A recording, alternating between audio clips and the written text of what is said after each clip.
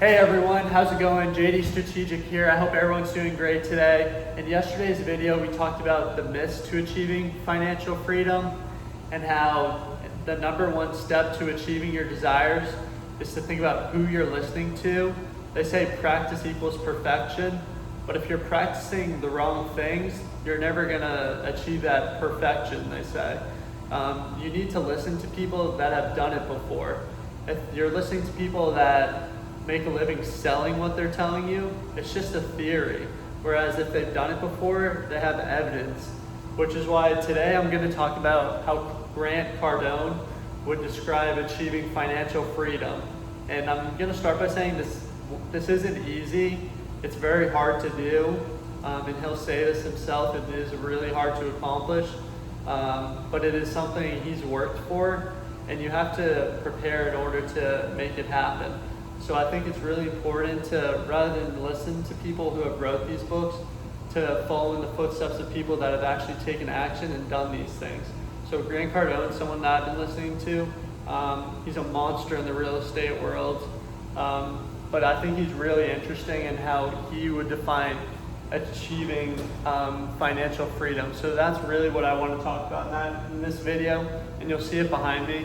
But I would like to start by talking about something that he also talks about, and that's 65% of millionaires have at least 3 sources of income, and these sources of income come from 3 different ways.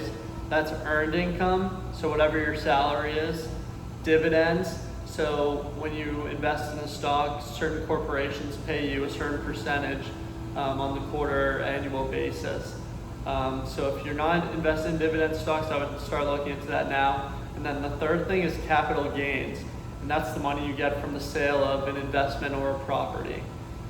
So the average millionaire, they have money coming from different ways. If you're just living off your paycheck, you're going to be living off that paycheck for the rest of your life, and you're pretty much a hostage to that paycheck, which is why it's really important to think about what do you want to do and go and do that. Because what I'll talk about next is one of the things that almost every millionaire has in common is they have a side hobby, and that's something they go out and pursue so that they can have another source of income surrounding around or based upon something they're passionate about. So I think that's kind of like a win-win. So let's say your goal is to achieve 500,000. So let's say you're 22 years old. You want to retire when you're 50. If you just if you save $200 a month and invest that $200 is going to be worth $207,000 by the time you're 50. So that's just a 28-year span of investing $200 a month, starting when you're at the age of 22. So let's say you're getting $31,000 a year. You invest that $200 a month, so you're at $207,000 by the time you're 50. And then let's also talk about how the average American wastes $18,000 a year on unnecessary expenses. So if you start budgeting, you can eliminate these expenses. And then the last thing, which I already talked about, is these people have a side hustle. So if you just start investing a small amount, pursue a side hustle, and reduce your spending habits, I promise you can achieve whatever your definition of financial freedom is. So lastly, I'm going to talk about what Grant Cardone describes as financial freedom. And personally, this is something that I'm looking to achieve and I'm working towards. And in a later video, I'll talk about where my investing portfolio is at right now and how I look to achieve these numbers. So he says that everyone has a gross income, so whatever that number is, 40% of that you'll say straight to the IRS, taxes, so that's nothing you can ever do. You can't do anything about that. That's just 40% that's gone. Then he goes on to say you only need 20% to live on a monthly basis. So this is rent, groceries, and I mean that's pretty much it. You can throw your little bit of fun money in there.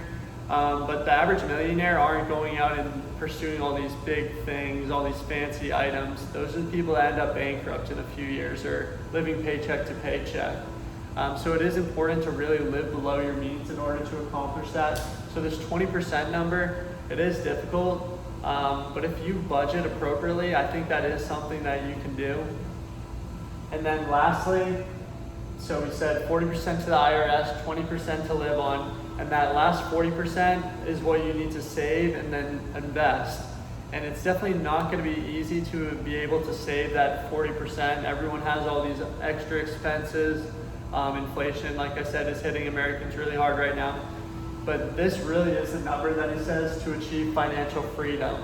You know, if you're working towards just becoming a millionaire, he says, it's very easy to go bankrupt off this. You're not prepared for that emergency expense, which happens to so many Americans during COVID. No one was prepared for this expense. So many people are living paycheck to paycheck. So to be able to worry about an emergency expense is pretty far out of the picture. So if you can start building these habits at a younger age, start building these emergency habits, start working to achieve these numbers, it really will go a long way. And that's really everything I wanted to talk about today. This is how I really think is how you achieve financial freedom. That 15 to 20% number that I talked about, I think is really a myth. This really is the numbers that I think you should be working towards in order to achieve financial freedom and not have to worry about money for the rest of your life. Thanks, everyone.